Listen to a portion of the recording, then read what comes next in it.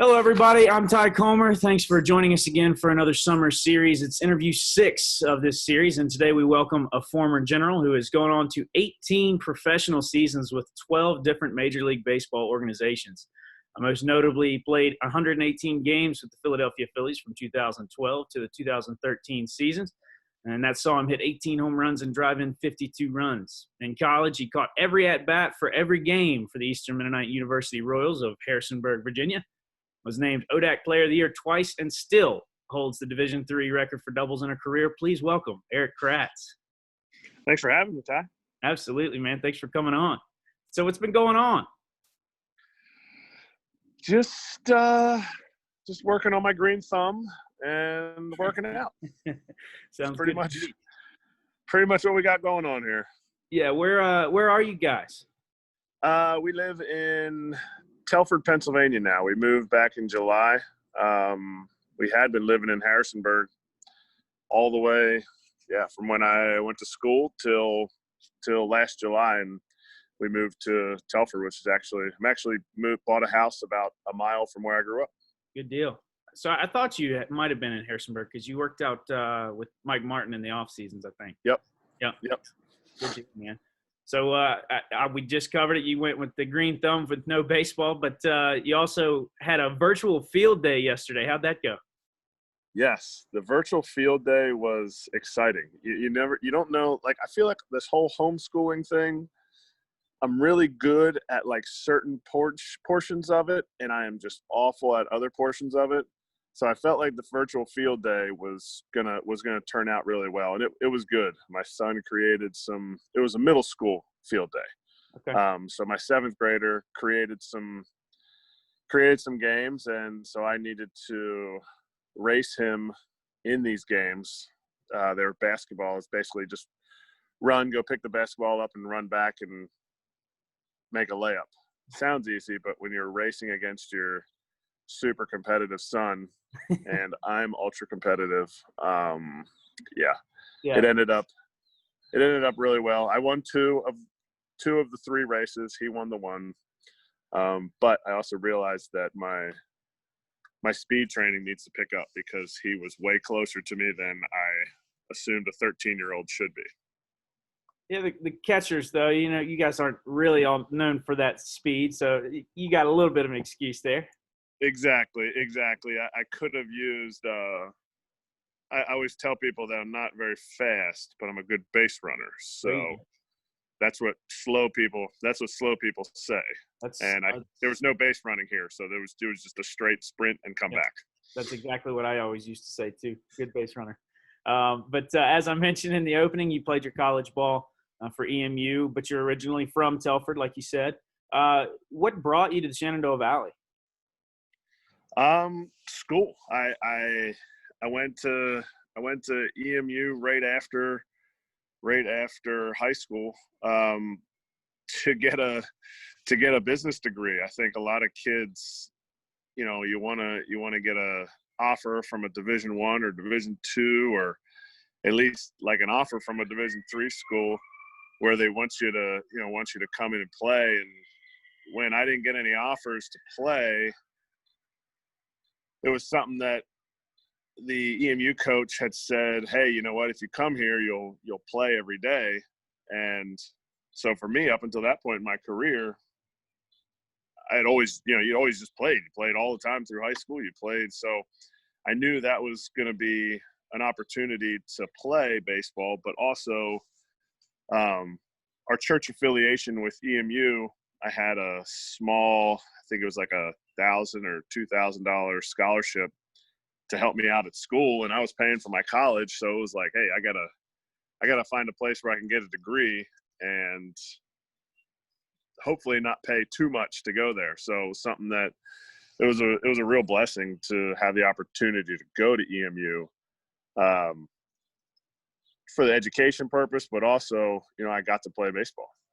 Yeah, and we mentioned you took that opportunity and you ran with it. You caught every at bat of every game that you played in. So then once you start establishing yourself at EMU, what was the process that you went through to sign with a Valley League team? You know what? I got a call. Let's see, it was my sophomore year. I didn't play my freshman year. I came back home, worked, and played in a league up here. And then during my sophomore year, I got a call from – so my buddies went to high school in Waynesboro. The Sievers and Chris and Casey Sievers and Barney Quick. They had all gone to Waynesboro, and I got a call from Coach – it was either Coach Daniels or Coach McDaniels. I forget what his last name was. They're going to kill me if I forget. But anyway, and he had a loose affiliation with the team, and they gave me a short tryout.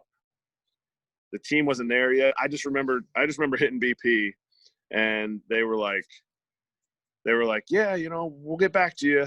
And I got the call.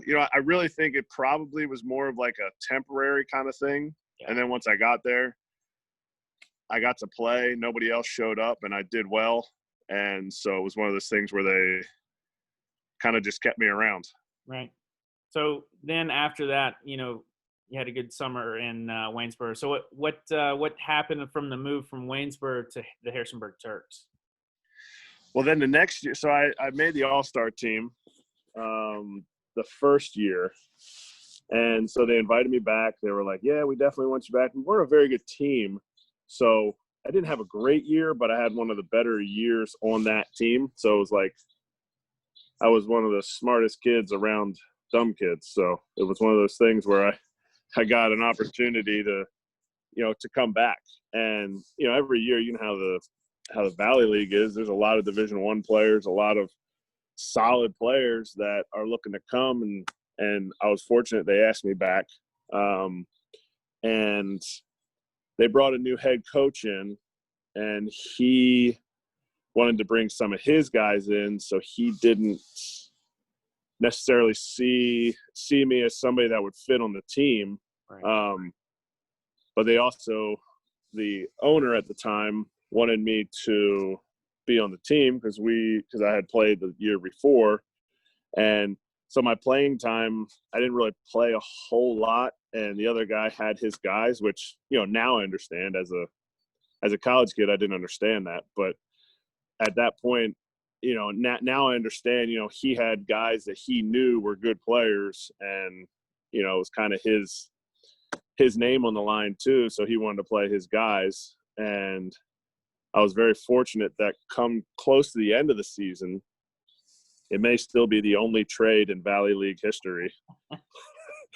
I got traded to Harrisonburg because they needed a catcher. I think they had lost, one went home, one got hurt, another one, I don't really even know. You'd have to ask Bob Weiss. He would remember it differently. Well, speaking of Bob, he's coaching in the RCBL this summer. Is he really? Yes. Yeah, they just announced that today. I did not know that. I heard the RCBL's making tentative plans to get things going, so that's awesome. Yep. But yeah, so he traded for me, and I got to play for Harrisonburg, and it actually really worked out well for me because I was working at Spotswood Country Club. Oh, nice. And I was burning the candle at both ends those summers. I was getting up at 5 a.m. to go mow grass at the country club, and then drive down to Waynesboro for those games, and then drive back and get up at 5 a.m. Or we would do a road trip when I was with the Generals. And I don't know if they still have it, the Generals bus. They've moved on to a charter now, but – They moved on to a charter? Okay. Well, we had the Generals bus, and it was painted with, baseballs on the lights and stuff, and it didn't go very fast. So I figured if I missed the bus, I could run after it and get it. Yeah. But they used to pick me up off the side of the road in Harrisonburg at the Port Republic exit. I would park there. It used to be the Howard Johnsons. Mm-hmm.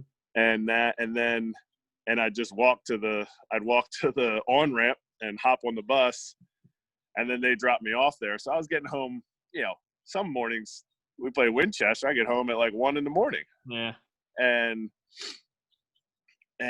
then I had to wake up and do work at the do work at the country club. And so that trade to Harrisonburg really, really worked out for me. And we made the playoffs. And so that was a cool opportunity, but based on how tumultuous the trade was going through, I don't know how many more trades there have been, but somehow it got pushed through. I think if there have been any other trades, Bobby has been involved in those. But I don't know of too many that haven't involved the Harrisonburg Terps. That's funny. I would not disagree with that. But I remember they told me, he said, well, I think the trade will go through, but we have to get 4 of 6 or 6 of 8 teams to agree to the trade. And obviously at the time, Stanton was in the hunt for the playoffs too. And so they're going to say no. And then I think there's another team that was in the hunt. And then it was like down to one team that had the swing vote or whatever. And then they said yes. And I don't know. It's something I still laugh about. Yeah, for sure. So how much of an impact did the Valley League have on your development leading to your pro career? Oh, man. I mean, so much of an impact. Just playing against better competition, as, physical standpoint of me facing better pitching, better defense out there. You're using wood bats. You're getting an opportunity to play, I think at the time, maybe 30 games in 45 days. I'm not even sure I remember the schedule, but I know it was a much more condensed, packed schedule. That's not quite to the pro ball level, but it definitely is the pro ball routine as far as travel and showing up at the park for BP and ground balls and stuff like that, and kind of living on your own too. It's not college. You don't have other stuff going on, which is kind of an adjustment sometimes for people in pro ball. But as far as like exposure wise, I think that's one of the biggest things for me, getting exposed to scouts that most likely aren't coming to an EMU baseball game up Right. until that point. Maybe, my scout that drafted me, Chip, he would stop by, but he said he would just stop by anything. He would see a ball field and he'd stop by and see what the ages were and, if he had time. But obviously if they don't have time, they're going to stop by JMU first. And most of our games were the same time. So they're not going to be like, I'll skip the JMU game with 2 Division I teams Right. and head over to EMU. So even to the point where the national cross-checker for the Blue Jays told me this, and Chip told me this, that the day that they saw me and checked me off the box as far as like, yeah, we could take this guy in the later round, was they went out to Virginia Wesleyan to see my first at bat of a game and to see my, pregame warm-up stuff, because they were going to see BJ Upton play a high school game, who was going to be a first pick or first rounder that year at like, I don't know, I think my game was at 10, his game was at 12. So they were, we were already out at the beach. And so they said, hey, we'll just stop by over here and check this guy out. And so that kind of stuff, like those kind of stories, show that a league like the Valley League really, really helps guys out. Yeah. And it exposes guys that otherwise wouldn't get an opportunity to be seen. Right. That's awesome. So then you mentioned Toronto did end up taking you. You spent 7 years in the minors with Toronto before getting the chance with actually Pittsburgh. So to start your career, was there ever a time in those 7 years that you thought, maybe this isn't for me, I'm going to pack it in? No doubt. I had the one time that really comes to my mind is I was sent back to rookie ball essentially for my 3rd year. Other things happened between there, but that would be for a whole nother Zoom meeting podcast here. But it was my dad actually was on a business trip up in New York, and our bus got into Auburn, New York, and I remember telling him, like, I got off the bus and everyone else went to the hotel, and I grabbed my stuff and I put it in my dad's car, and I was like, hey, let's go home. You can take me home. I was married at the time. I was 24 years old.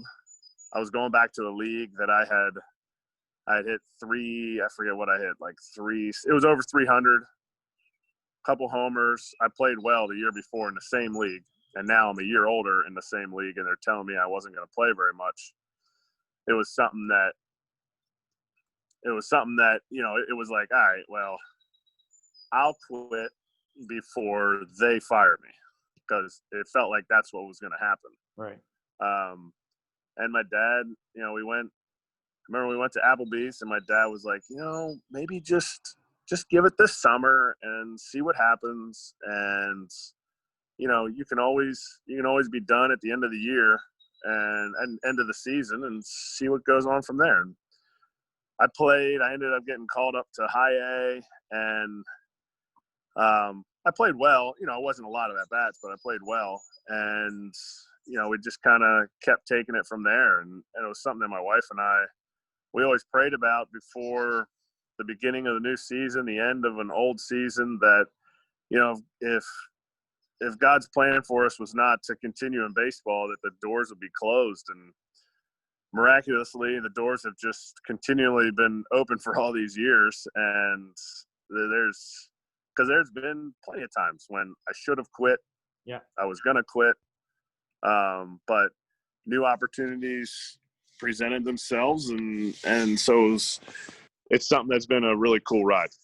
For sure. I mean, and you've been to a lot of different places. I know I was all over your Wikipedia page, man. So you were September, I think it was through September 30th of 18, you had played for 30 different minor league clubs and 11 different major league organizations. But now it's up to 12 major league organizations, and I'm not sure how many. So Wikipedia is close to right. Yeah. The 30 teams were minor league and major league. Okay. But I've played for 14 different organizations total. Right. Not including – I do count the Padres because I went to spring training there. Right. I don't – they're on the fringe of if I was a big leaguer for the Padres or not. But because the season hadn't actually started and I got traded to the Astros, and then the Red Sox, I was technically a Red Sox, even though I was on deck to pinch hit for the other catcher. Right. One of the 2 days that I was there. So, so I consider that one of my big league teams, but I don't consider the Padres one of my big league teams. Okay. Gotcha.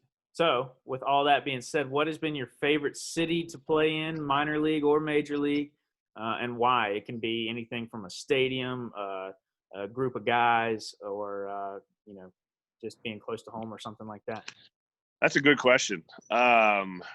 Being from Philadelphia or outside of Philadelphia and growing up as a Phillies fan, like playing in Citizens Bank Park, playing for the Phillies, really like the experience there, the fans, and growing up cheering for that team and getting an opportunity to play for them, that was really special.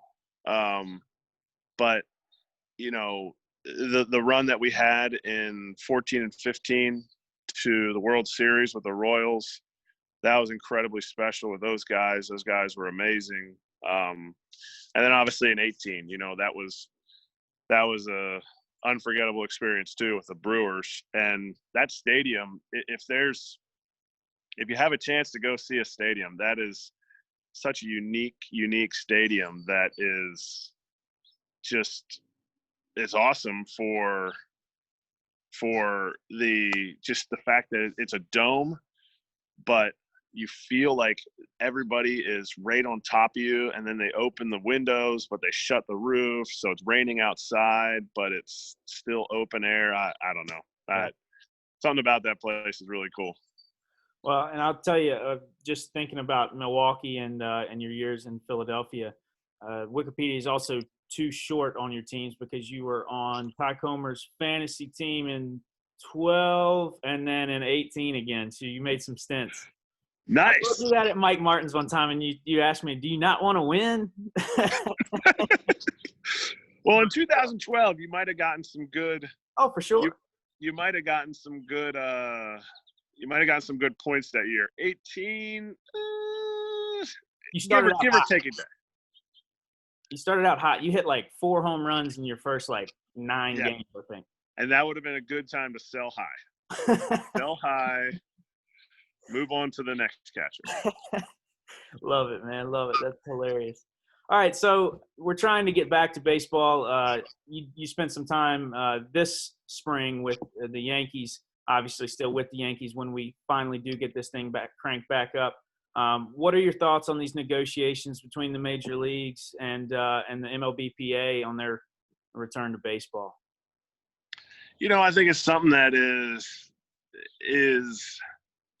it's more than is played out in the media.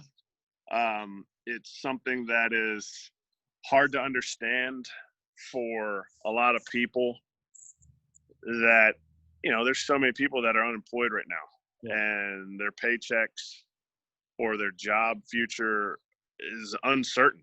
And unfortunately, when it's played out in the media, the negotiations, there's so much that goes into it that's not seen, and so many precedents that are set by players or by organizations that sometimes it gets lost in the media saying, wait, or the fans reading it in the media saying, oh man, why don't these guys just play? They got to play for the love of the game. Guys love the game. Yeah. Guys love the game so much. The owners, the good owners love the game too. The good owners want the game to continue to grow and have a future view of it. There's some bad eggs in there, and there's some bad eggs in the players too, I'm sure. But there's some bad eggs in there that view it less from a personal standpoint and less from a future growth of the game standpoint, and more of a bottom line, this is what's happening right now, financially standpoint. And I think it's something that when you negotiate, you have to start at two ends of the spectrum. I always tell people, I'd love to hear what the original offer to Mike Trout was for his $400 million contract. Right. Did he say I want $500 million and they said we want $300 million and they settled on $430 million? You know what I mean? Yeah. So right now we're at the preliminary stages of the negotiations, and those are, those we're at the extreme ends, and we'll find a place in the middle, and hopefully when we do, it's safe, but it's also successful for baseball to start back up. Cool. Well, do you have any plans for the future, man? So if we don't get back to baseball here soon, I know, especially in 2018 when you were on that run with the Brewers, I was watching, I think it was MLB Network, and you were on there with Amsinger and Harold Reynolds, and you were cracking those guys up. They were thinking, kind of along the lines of David Ross, where you step right into the commentary booth. Has that been a possibility? I would love that. I really would. I really would enjoy it, because I enjoy the game of baseball. I play a game, and I'll come home and I'll watch MLB Network, or I'll have an off day and we're in a city, if it's a Monday off day, there's Monday Night Baseball on, and I enjoy watching sports, but I really enjoy baseball. And if I could do something in commentating, I would love it. I really would. I think that's an avenue that I'd like to pursue, but I also would like to see the game grow in a positive direction. And so what kind of job that would mean, I don't know. But whatever the job is, this is my 19th season, if we ever start this season, and I've been married the entire time. And so it's something that the next job is going to really be dictated by my ability to have time at home. Now, obviously, I have to have a job, but it's something that I need to be able to be at Little League games. I need to be able to take my wife out on a date. I need to be able to see my daughter in gymnastics. And if that means I have to get a regular job and it's not in baseball, then, that's what I'll pursue. But I think there's something out there for me in baseball, and it'll be exciting when that time comes. Would love to hear you on a Phillies broadcast, man. That would be good stuff. I keep you close. But so one thing that we like doing here with the Gens on these interviews is when we're finishing up, we like to ask one great memory from your time in Waynesboro.